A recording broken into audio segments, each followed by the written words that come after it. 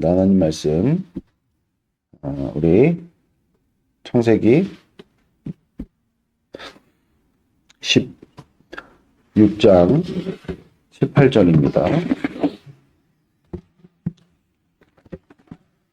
여기 16장 18절 같이 읽겠습니다. 시작. 여호와의 사자가 광야의 샘물 곁 곧 술김샘 곁에서 그를 만나 이르되 살의 여종 하가라 내가 어디서 왔으며 어디로 가느냐. 그가 이르되 나는 내 여주인 사례를 피하여 도망하나이다. 아멘. 자, 오늘은 물이 바다를 덮는 은혜라는 제목으로 하나님의 말씀을 같이 나누도록 하겠습니다. 이제 주님께서 아브라함에게 약속을 15장에서 주셨죠. 성경은 어찌됐든 작가의 어떤 의도를 가지고 쓰여진 책입니다. 무슨 글이든 간에 중심 주제가 잡혀있지 않으면은 글이 안 되죠. 성경도 글이잖아요. 스토리고.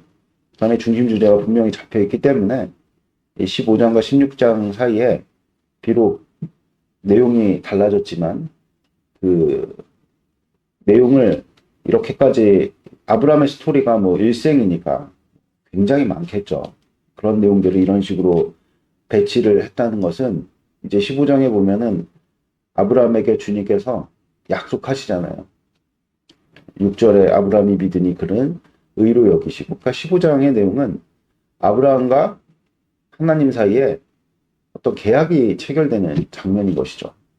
내가 너에게 12장에 약속했던 내용들을 분명하게 이루겠다라는 어떤 그런 정식 계약이 체결되는, 뭐 현재 우리가 살아가는 신앙의 내용들로 적용을 해보자면은 세례 같은 거죠. 우리가 세례를 받아서 하나님을 믿게 되는 건 아니잖아요.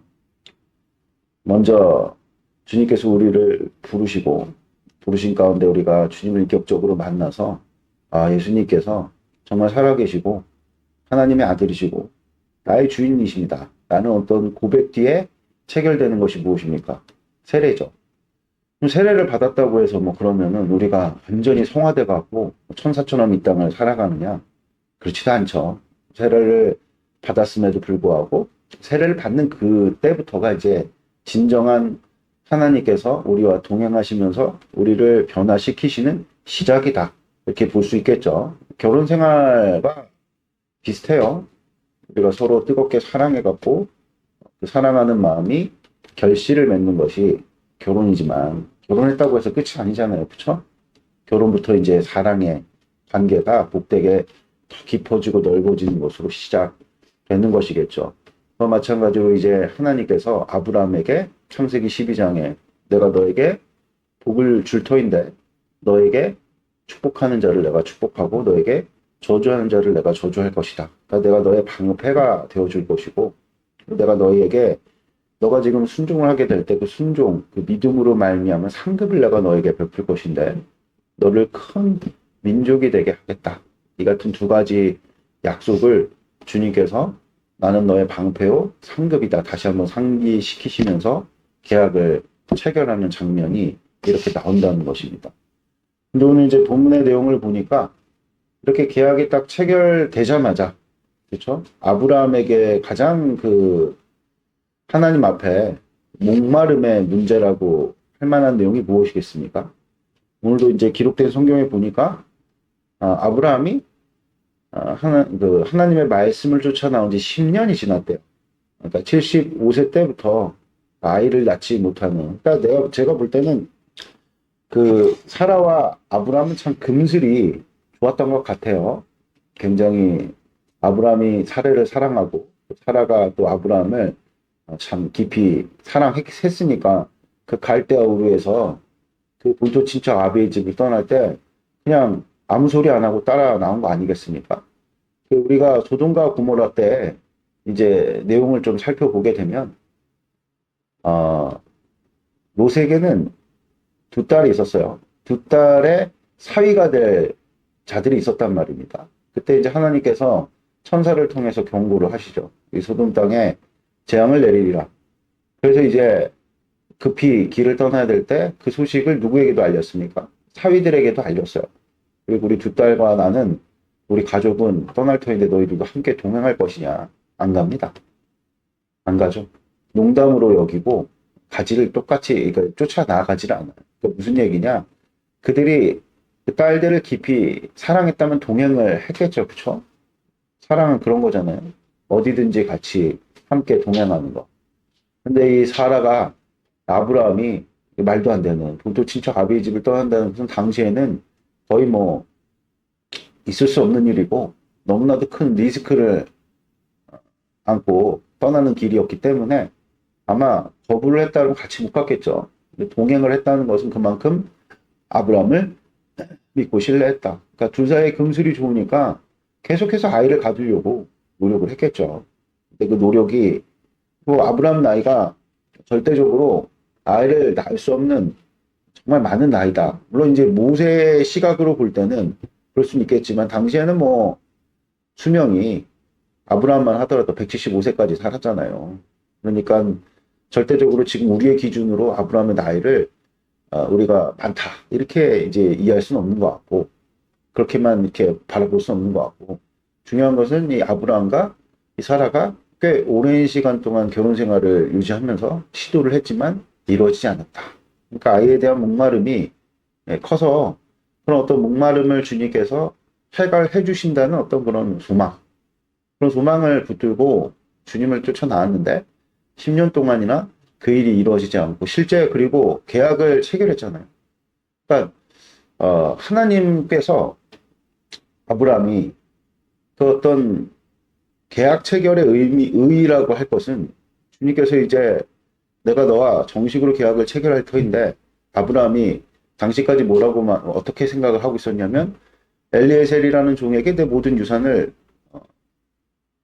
물려줘야겠다 이런 계획을 세우고 있었잖아요. 그때 주님께서 나타나셔서 아니다. 내 몸에서 날 자가 내 몸이라는 건 누구겠습니까? 당연히. 당시에는 이제 하갈과 결혼 관계가 아니었어요. 그렇죠? 사라하고만 결혼 관계였단 말입니다. 그러니까 내 몸에서, 그러니까 아내를 포함한, 그러니까 사라를 통해서 주님께서 자식을 생산할 터이고 그에게 모든 유산을 물려줘야 될 것이다. 이렇게 주님께서 못 박으셨단 말입니다. 그 일에 대해서 이제 아브라함이 나에게 확증을 주십시오. 증거를 주십시오. 이렇게 주님께 요구를 했더니 주님께서 이제 분정계약이라 그러죠. 당시 이제 고대 사회에서는 두 국가 간의 불가침 조약을 이런 식으로 그러니까 짐승을 쪼개가지고 상호 서로 함께 그 쪼갠 고기 사이로 지나가는 그런 의식을 치렀다 그래요. 그걸 이제 분정계약이라는데 만에 하나 상호 간에 이 계약을 어길 시에 이 고기처럼 쪼개져서 죽겠다 뭐 그런 의미거든요. 근데 그때 주님께서 횃불의 모양으로 나타나셨다. 이게 어떤 의미일까요? 하나님의 임재를 누굽니까? 아브라함이 실제 경험을 한 거죠. 물론 그 이전에도 아브라함이 하나님의 임재를 경험했으니까 따라 쫓아나왔겠죠. 그래서 스데반의 설교에 보면 영광의 하나님께서 당신을 나타내셨다. 하나님의 임재를 의미하는 것일진데 이 계약상에 하나님께서 횃불의 모양으로 나타나셨다. 이것은 정말 하나님께서 아브라함에게 그 약속을 확증하신 그 사건을 그러니까 증거가 뭐겠습니까? 하나님 당신이 증거죠. 아멘. 하나님 당신을 스스로 나타내실 때 그 자체가 증거가 됩니다. 그래서 예수님께서 많은 유대인들에게 나는 사람의 증언을 통해 가지고 너희들에게 나를 입증하는 자가 아니다. 나를 증거하시는 분이 따로 계신데 그분이 하나님이시다. 진리는 진리로서 증명이 되는 것이지. 그러니까 예수님께서 가시면서 늘상 하시는 말씀이 너희들이 나를 알아보지 못하고 나의 말씀을 듣지 않은 것은 네 마음이 강팍한 거다. 이거 오직 예수님만이 하실 수 있는 말씀입니다. 아멘. 그래서 어쨌든 간에 하나님께서 하나님 되심을 분명하게 드러내시는 그 일로 계약을 하시면서 아브라함을 축복하는 자에게 축복을 하겠고 아브라함을 저주하는 자에게 저주하겠다. 이 말씀을 주님께서 확정을 딱 지으셨단 말입니다. 근데 곧바로 이제 그렇게 계약을 체결했음에도 우리 신앙생활도 그렇잖아요. 세례 받으면 참 기쁘고 세례를 뭐 모태신앙으로 유아 세례를 받으신 분들도 계시고, 근데 모태신앙에 유아 세례를 받으신 분들도 이제 14세 이상이 되면 교회에서 입교식을 행하잖아요. 이렇게 예수님을 인격적으로 내가 주님이십니다, 살아계신 하나님의 아들이십니다 라는 어떤 그런 고백 위에 신앙생활이 이제 시작이 될 터인데, 뭐, 사람마다 감격이 되시는 분들도 계시고 안 되시는 분들도 계셨겠지만, 대부분 이제 세례를 식을 행할 때 굉장히 감격스럽잖아요. 그쵸?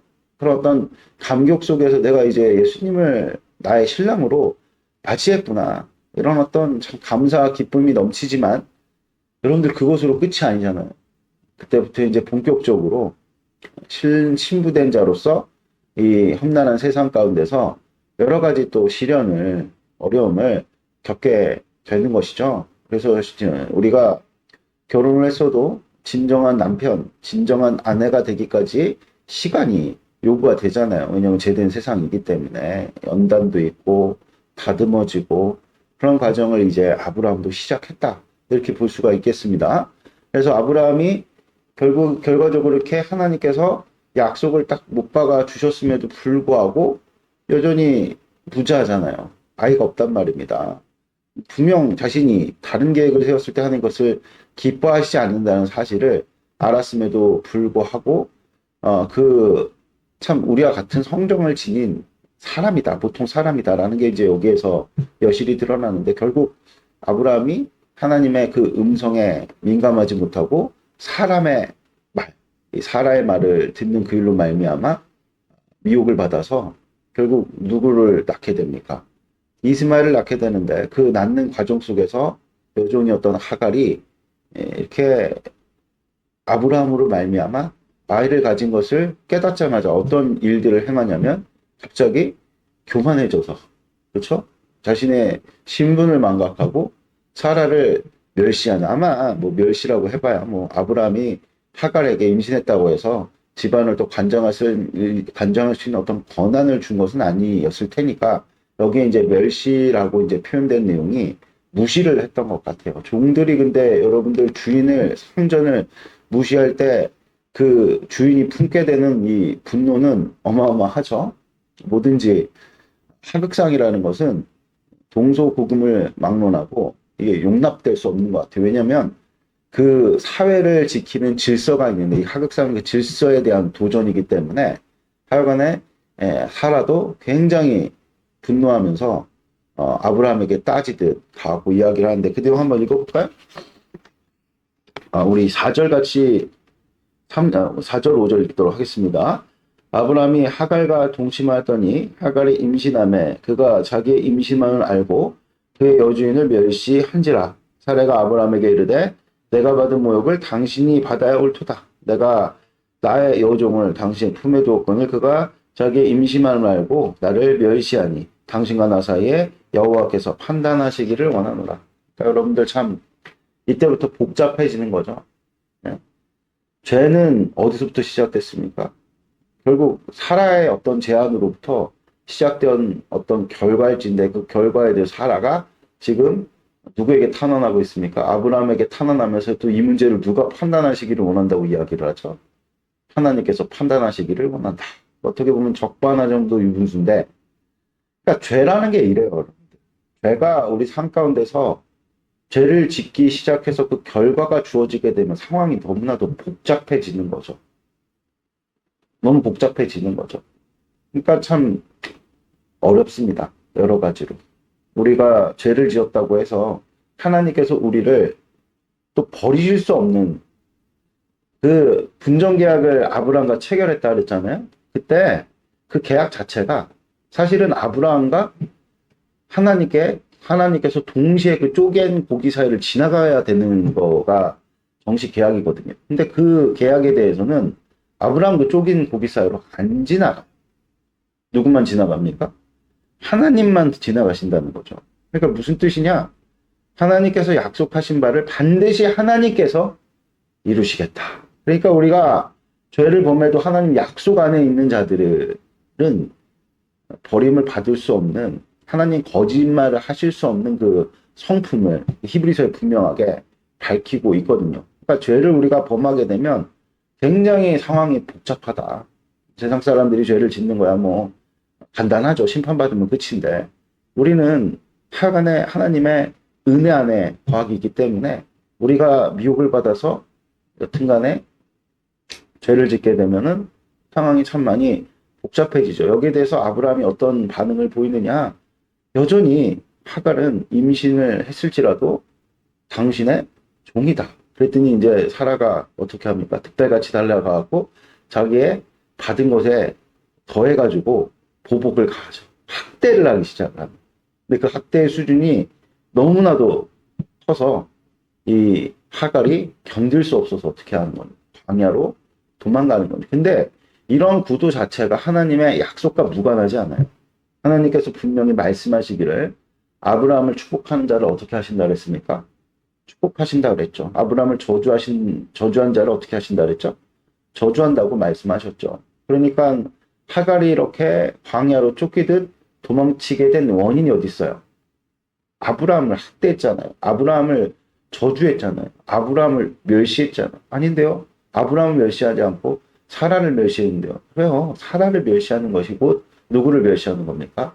아브라함을 멸시하는 거죠. 그러니까 여러분들 여기서 우리가 한 가지 좀 깊이 생각해 볼 만한, 묵상해 볼 만한 내용이 있는데 우리는 누굽니까? 교회를 에베소서 5장 33절에 보니까 예수님의 신부래요. 우리는 예수님과 결혼한 상태죠. 그럼 우리가 이 땅 가운데 세상 사람들이 우리에게 행하는 모든 것이 누구에게 행하는 것입니까? 예수님께 행하는 거예요. 그런 분명한 믿음이 있고 인식이 있을 때 실제 아브라함에게 하나님께서 허락하신 복이 우리 삶 가운데 이렇게 펼쳐지는 것을 보게 되죠. 그래서 이 교회사의 여러, 특히 한국교회사의 내용들 이렇게 보면 한국교회가 참 이제 한 100년 정도 지났는데 그런 어떤 교회사의 내용들을 보면 교회를 핍박한 사람들의 말로가 좋았던 적이 거의 없죠. 그리고 그런 사례들이 너무나도 많이 있다는 것을 여러분들이 분명히 마음에 새기시는 복된 축복이길 바랍니다. 그러니까 여러분들 교회된 자들은 어디가 함부로 멸시당하거나 업신여김을 당해서 더 안 돼요. 왜냐면 그것에 무엇이 임하죠? 저주가 임하기 때문이죠. 아브라함의 약속은 지금도 우리에게 유효하다. 이 사실을 여러분들이 분명히 마음에 새기시는 복된 축복이 있기를 바랍니다. 아멘. 그래서 여러분들 우리가 어디 가서 함부로 다투는 것도 가갖고 그리스도인이 막 세상과 막 심대하게 다퉈가지고 막 서로 상호간에 저주케 하는 일들이 벌어지게 되면 어떻게 되는 것입니까? 우리가 생각할 때 우리 억울함을 주님께서 풀어주시는구나 이렇게만 생각할 것이 아니라 여러분들 우리를 저주한 자들은 여러분들 그 보복을 우리가 하나님께서 행하실 때 참 그렇죠. 그러니까 오늘도 보면 이 하갈이 학대를 당해갖고 어느 정도까지 학대를 당하냐면 여기 술길 샘물이라 그러잖아요. 이 술길 그러니까 보면 오늘 우리가 읽은 본문의 7절에 보니까 여호와의 사자가 광야의 샘물 곁 곧 술긴 샘 곁에서 그를 만나. 이 술긴 샘 곁이 뭐냐면 그 하갈이 지금 도망쳐서 가는 방향을 지시하는 지명이에요. 그러니까 이 술길 샘 곁은 아브라함이 있던 곳에서 어떤 방향으로 지금 하갈이 도망을 쳤던 거냐면 애굽 방향으로 도망을 쳤던 거야. 그러니까 자기의 아브라함을 쫓아 나온 곳으로 다시 돌아가는. 그렇죠? 그런데 이제 주님께서 예수님이 그런 말씀하셨죠. 형제를 낙심케 하거나 실족케 하는 자는 목에다가 바위를 두르고 바닷속에 빠뜨리는 것이 나을 것이다. 뭐 이렇게 주님께서 말씀하실 정도로 형제를 실족시키는 것을 주님께서는 굉장한 중범죄로 여기셨죠. 그러니까 이렇듯 사라의 어떤 그런 미혹으로 시작된 지금 하갈과의 어떤 관계와 또 여러 가지 그런 상황들 가운데서 주어진 결과가 이렇듯 복잡하게 실타리처럼 엉켜버린 것입니다. 그러니까 사람이 못 풉니다, 이것을. 그래서 결국 이제 주님께서 개입을 하시죠. 왜냐하면 지금 하갈은 그냥 이제 여종이 아닙니다. 아브라함의 처가 됐어요. 누구를 임신했기 때문에. 아브라함의 자손을 품었기 때문에. 이 여인이 지금 사라의 학대를 받아서 다시 돌아온 곳으로 다시 나온 곳으로 돌아간다. 무슨 뜻입니까? 지금 하갈이 실족된 상태. 이것을 그냥 주님께서 간과하실 때 결국 이제 아브라함과 사라에게도 지금 큰 심대한 어떤 심판이 주어지게 되는 것이죠. 그렇죠? 예수님의 말씀에 의하면 형제를 어떻게 한 거예요? 지금 실족하게 만든 것이죠. 그래서 주님께서 개입하셔가지고 다시금 하갈에게 너 신분을 망각한 신분을 깨우쳐 주셔서 너가 아무리 아브라함의 씨를 가졌어도 너는 누구의 종이라는 것이죠? 사라의 종인이 가서 섬겨라. 그러니까 무슨 뜻입니까? 아브라함의 약속 가운데 주님께서 말씀하시잖아요. 뭐라고 말씀하십니까? 너를 축복하는 자에게 복을 줄 것이고 너를 저주하는 자에게 저주할 것이다. 그러니까 하갈이 아브라함의 씨를 자손을 품었을 때 누구를 멸시했습니까? 사라를 멸시했더니 그 약속이 작용해 갖고 저주스러운 일이 자기에게 닥친 겁니다. 근데 이제 돌이켜서 다시금 아브라함을 축복해라. 무슨 뜻이죠? 사라를 잘 섬겨라. 그럼 너에게 복을 내가 약속할 것인데 그 복의 내용이 무엇입니까? 아브라함에게 주님께서 주셨던 복과 똑같은 복을 주십니다. 그래갖고 거기 보면은 10절 읽겠습니다. 시작. 여호와의 사자가 또 그에게 이르되 내가 내 씨를 크게 번성하여 그 수가 많아 셀 수 없게 하리라. 할렐루야. 아멘. 그러니까 아브라함을 축복하는 자에게는 아브라함에게 주님께서 베푸신 복, 내가 너를 번성케 하리라. 이 같은 놀랍고도 복된 복을 주님께서 베풀어 주시는 줄을 믿습니다. 아멘. 너를 축복하는 자에게 내가 복을 내리겠다. 그러니까 같은 복을 내리겠다. 그래서 아브라함에게 뭐라고 말씀하십니까? 너는 복의 근원이 되라. 이렇게 주님께서 가르쳐 주시는 것이죠. 할렐루야. 그러니까 여러분들 우리가 하나님의 마음을 알아. 이 땅 가운데 여러분들 우리가 하나님을 나타내고 드러내는 일이 뭐 여러 가지 모습들로 하나님을 나타내고 드러낼 수 있겠지만 하나님을 우리는 이 땅 가운데서 심판의 하나님으로 여러분들 나타내고 드러낼 수도 있고요. 또 하나님을 이 땅 가운데 정말 복의 하나님, 베푸시는 하나님, 너무나도 선하신 하나님으로 나타낼 수도 있겠죠. 그러니까 우리가 믿지 않는 내 가족이라든지 친구들, 또 동료들 이런 자들에게 가고 그냥 막 불화하고 서로 저주하고 그럼 그들의 삶이 어떻게 되겠습니까? 소망이 있겠습니까? 없죠, 여러분들. 그러니까 우리가 가고 어떻게 해야 됩니까? 그들로 우리를 어떻게 하도록 축복하도록 그리고 그들로 우리를 선대하게 하도록 그들로 우리를 대접하게 하도록 만드는 것이 어떻게 보면 이 땅 가운데 제자된 당신의 백성들의 사명이다. 이것을 여러분들이 분명히 마음에 새기시는 복된 축복이 있길 바랍니다. 왜냐하면 하나님께서는 이 세상 어떤 육체도 지옥에 떨어지는 것을 원치 않으십니다. 할렐루야. 애초에 주님께서 우리를 부르신 목적이 부르신 이유가 세상을 사랑하사 그러니까 니느웨 백성들을 요나에게 가고 심판을 선포하라 했을 때 니느웨가 요나가 굉장히 그것을 싫어했죠. 그들은 심판받아 마땅합니다. 그런데 그 요나서의 결과에 보면 야 그들이 좌우를 분별하지 못하는 그 짐승들과 또 여러 사람들 너가 박농풀을 아끼듯 내가 그들을 아끼지 않겠느냐 라는 그런 어떤 주님의 심정을 품은 자들은 그래서 여러분들 세상 가운데 서서 우리가 나의 이름을 위해서 내가 인정받기 위해서 높아지려고 하는 것이 아니라 좋은 사람이 되려고 하는 것이 아니라 그들을 위해서 상대를 위해서 내가 어떤 사람임을 알기 때문에 하나님께서 나를 축복하는 자에게 축복을 주시고 저주하는 자에게 저주를 주신다. 그래갖고 여러분 우리가 아무리 정당하게 다투어서 그 사람을 정죄하고 고소하고 심판을 해보신 적 있으시죠? 그래도 마음이 찝찝한 거. 아무리 정당해도 그것이 찝찝한 거야. 시원하다. 이런 마음을 근원적으로 그리스도인을 가질 수가 없어요. 왜냐하면 우리를 저주한 자의 운명을 우리가 너무나도 잘 알고 있기 때문인 것이죠. 아멘. 어쨌든 간에 그래서 하갈은 다시 돌아와서 어떻게 합니까? 주인을 이제 사라를 잘 섬겨요. 할렐루야. 그래서 실제 아버지께서 하나님께서 이 하갈의 이 같은 돌이킴 회개죠. 이 돌이킨 일로 말미암아 후에 이스마엘이 비록 쫓겨나지만 이스마엘을 통해 가지고 또 한 민족을 크게 이루는 그런 놀랍고도 복된 역사를 주님께서 이루어내시는 것이죠. 그러니까 오늘 이제 말씀의 결론을 맺겠습니다. 이 사라의 말을 듣고 어쨌든 하나님께서 주셔야 될 만족을 사람의 어떠함으로 대체하려고 했던 이게 사실 제일 근본 내용이거든요. 그러니까 하나님을 떠나서 자신의 계획으로 하나님의 뜻을 이뤄보고자 했던 그 시도가 이렇게 복잡한 상황을 만든 겁니다.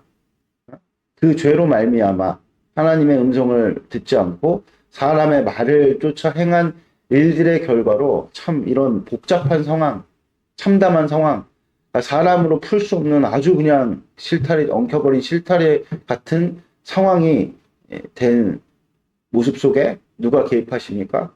하나님이 개입하셔가지고 마치 창세기 3장 15절에 아담이 하와의 말을 듣고 범죄하여서 그렇죠? 완전히 이제 절망 가운데 죽는 길밖에 없는 그런 상황 속에서도 주님께서 새로운 소망을 제시하시죠.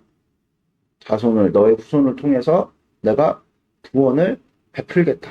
뱀의 머리를 박살내겠다. 죄의 세력들을 다 뿌리 뽑겠다. 실제 그래서 아담은 범죄했지만 하나님께서 그 범죄한 일로 말미암아 아담에게 더 큰 소망을 베푸시니 예수 그리스도께서 이 땅 가운데 오신 일을 우리에게 그런 엄청난 선물을 주셨죠. 물론 그 과정 속에서 이 죄된 통증이 난무했지만 그 죄된 통증과 고통은 주님께서 베푸실 선물에 비하면 그렇게 의미 없거나 가치 없는 일이 아니다. 라는 사실을 주님께서 우리에게 가르쳐 주시는 것이죠. 그래서 실제 아브라함을 통해 이스마엘의 어떤 탄생을 통해 갖고 뭐 지금도 통증이 있잖아요. 뭐 하마스랑 뭐 지금 이스라엘 엄청 전투하고 있고 싸우고 있고 그러니까 이삭의 후손들과 또 이스마엘의 후손들이 여전히 계속 분쟁 중이지만 이러한 죄의 전개가 통증을 수반하지만 더 많은 영혼들을 주님께서 그리스도 예수로 말미암아 품으시고 또 그들을 구원하셔서 또 구원받을 만한 백성들을 주님께서 채워나가시는 이런 놀랍고도 복된 소망을 제시하셨다. 그래서 우리가 여러분들 두 가지 메시지가 있는데 죄는 가급적 짓지 않는 것이 좋습니다. 죄를 짓게 되면 사람이 해결을 할 수가 없어요. 죄는 우리의 상황을 아주 컴플렉스하게 만듭니다. 아주 복잡하게 만들죠. 복잡한 상황, 이 실타래를 풀 수가 없어요. 죽어야 끝납니다, 죄는. 그러나 여러분들 우리에겐 누가 계십니까? 예수님이 계시죠. 그래서 우리는 이미 살아오면서 참 많은 죄를 범했잖아요. 근데 그 범한 죄로 말미암은 그 결과에 대해서 좌절하지 마십시오. 우리가 주님 앞에 회개하면 그 죄로 말미암은 그 결과를 손바닥 뒤집듯 뒤집으시고 그 결과를 통해서 오히려 더 큰 하나님의 은혜가 더 뻗쳐나가는 놀랍고도 복된 역사가 우리의 삶 가운데 이루어지는 줄을 믿습니다. 유대인들은 비록 예수 그리스도를 십자가에 못 박는 어마어마한 범죄를 저질렀지만 그 범죄의 결과로 말미암아 오히려 이 땅 가운데 교회가 탄생하고 그 교회가 전 세계로 뻗어나가는 그런 놀랍고도 복된 은혜의 결과를 우리에게 주님께서 베풀어 주라는 것을 여러분들이 마음 가운데 새기시고 관건은 무엇입니까? 우리가 죄를 될 수 있으면 피하지만 범한 죄에 대해서 주님 앞에 회개할 때 하나님의 은혜의 손길이 비록 그 죄 때문에 우리가 통증을 안고 고통을 겪을지라도 그것이 절망으로 끝나지 아니하고 하나님 안에서 더 큰 소망과 더 큰 은혜의 결과로 주님께서 바꿔내신다라는 사실을 여러분들이 분명하게 마음 가운데 새기시는 복된 은총이 있기를 주 예수 그리스도 축복드립니다. 기도드리겠습니다. 하나님